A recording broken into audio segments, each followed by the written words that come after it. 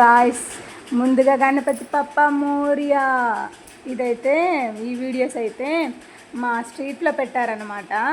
ఈ బొమ్మలన్నీ ఇది గుడి దగ్గర సాయిబాబా గుడి ఉంది పక్కన, గుడి దగ్గర పెట్టారు ఈ వినాయక స్వామిని.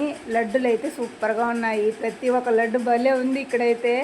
అంటే ఎలా ఉందంటే మన వినాయకుని బొమ్మ అంటే ఫేస్ ఆ లడ్డు పైన వచ్చేటట్టు చేశారనమాట. ఇక్కడ ఎన్ని బొమ్మలు విజిట్ చేశానో అన్ని బొమ్మలను అందరూ అలాగే లడ్డులు చేసి పెట్టున్నారు. చాలా బాగుంది. ఇది మా ఇంటి పక్క సందులో పెట్టారు.